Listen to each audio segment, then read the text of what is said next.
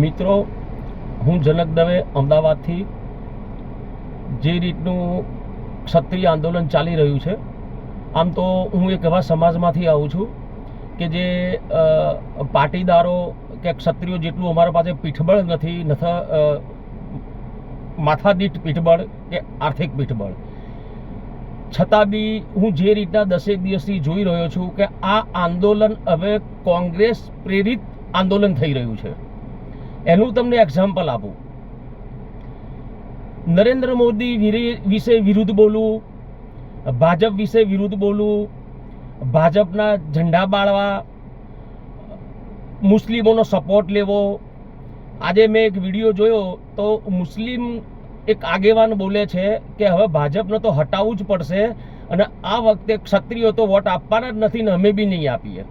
આ પહેલાં બી મેં પદ્મીબા વાળાની બાજુમાં એક મુસ્લિમને સમર્થન આપતા જોયેલો અને એક ગામની અંદર મુસ્લિમો તાલી બજાવતા મેં જોયેલા. તમે વિચાર કરો કે 500 વર્ષ જૂની, 800 વર્ષ જૂની જે આપણે ગુલામી રહ્યા, એ ગુલામીની એક ઇમ્પ્રેશનમાંથી નરેન્દ્ર મોદી બહાર કાઢવાનો પ્રયત્ન કરી રહ્યા છે. 500 વર્ષ જૂનું રામ મંદિર બનાવ્યું. લોકો કહે છે તાનાશાહી છે. તાનાશાહી હતો એટલે જ ભાઈ 370 દૂર થઈ અને એટલે જ 3 તલાક નાબૂદ થયા અને એટલે જ રામ મંદિર બન્યું. એને કે NGO નથી ખોલ્યું કે ભાઈ બધાના ભાઈ બાપા કરે તો તાનાશાહી બનવું જ પડે. પરંતુ 500-800 વર્ષની ગુલામીના કલંકને નરેન્દ્ર મોદીએ દૂર કર્યું છે.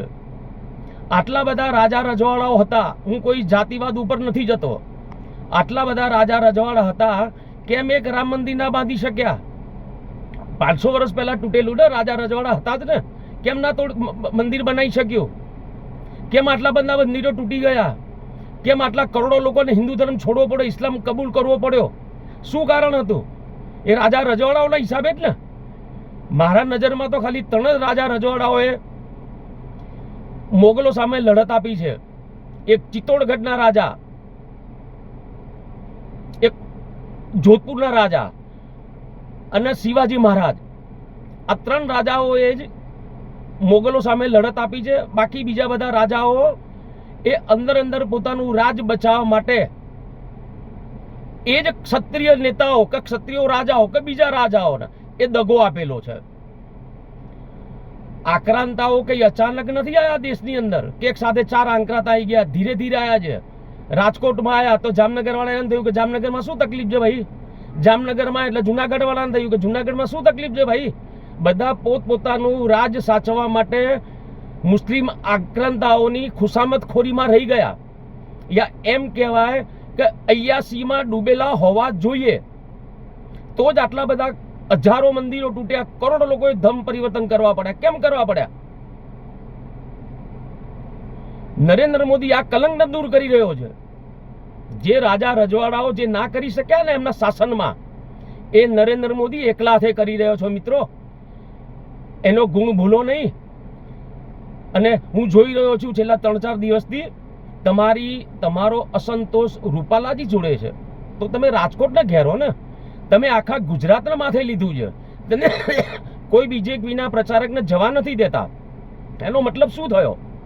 કે આ કોંગ્રેસ પ્રેરિત આંદોલન છે. તમારે રૂપાલાજી જોડે પ્રોબ્લેમ હોય તો તમારે એમની જોડે બેઠક કરવી જોઈએ, તમારે આંદોલન કરવું જોઈએ, રાજકોટ પૂરતું સીમિત રાખવું જોઈએ. તમે આ રીતના ભાજપને કે મોદીને, ઠીક છે ભાજપના તમે એની નીતિઓના વિરોધ કરી શકો છો, બાકી નરેન્દ્ર મોદી વિરુદ્ધ તમે જરા બી બોલશો એ હું નહીં સહન કરી શકું. તમે ભાજપના ઝંડા બાળો એ સહન નહીં થઈ શકે. તમે પટેલો વિરુદ્ધ બોલતા થઈ ગયા છો છેલ્લા 4-5 દિવસથી. સાહેબ, ગુજરાતની જે પ્રગતિ છે ને એમાં સિંહ ફાળો છો પટેલોનો. એટલે તમે રૂપાલાજી જોડે જે તમારે બોલવું એ બોલો, તમે સમગ્ર પટેલ સમાજ વિશે કેમ બોલો છો? અને તમે એમ માનતા હો કે અમને 18 વર્ષનો સાથ સહકાર છે? સાહેબ જોઈ લેજો, ઇલેક્શનનું રિઝલ્ટ આવે 4 જૂને તારે. હું તો નહીં આપું, હું અત્યાર સુધી તટસ્થ હતો અને હું કશું નથી. હું એક સામાન્ય માણસ છું, બ્રાહ્મણ સમાજમાંથી આવું છું.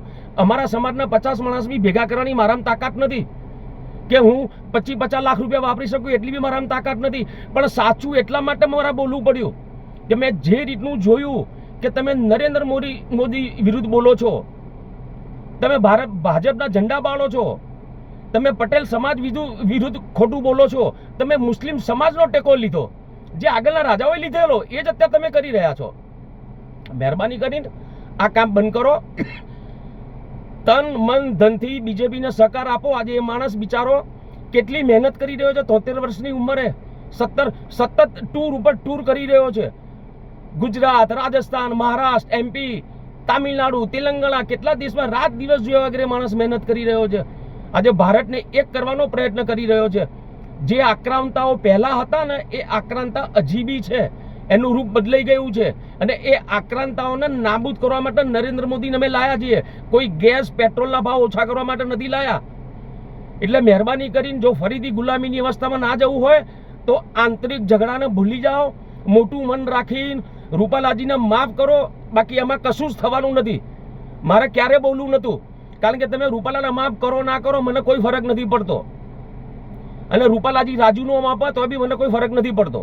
પણ મારે આ 2-3 કારણસર બોલવું પડ્યું કે તમે હવે મુસ્લિમોના પડખે બેસી ગયા છો. આમાં જે ભાજપ તરફી જે ક્ષત્રિયો છે એ કદાચ તટસ્થ હોઈ શકે, પણ જે કોંગ્રેસના લેભાગુ જે લોકો છે અત્યારે દરેક સમાજના લોકો બદનામ કરવા બેઠા છે. અને એક શબ્દ કહી દઉં છું કે આથી 30-40 વર્ષ પહેલાં મેં જોયેલું છે, કારણ કે અત્યારે મારે 59 વર્ષ થયા. મેં 40-50 વર્ષ પહેલાં જોયું છે સૌરાષ્ટ્રની પોઝિશન, પાટીદારો દરબારો વચ્ચે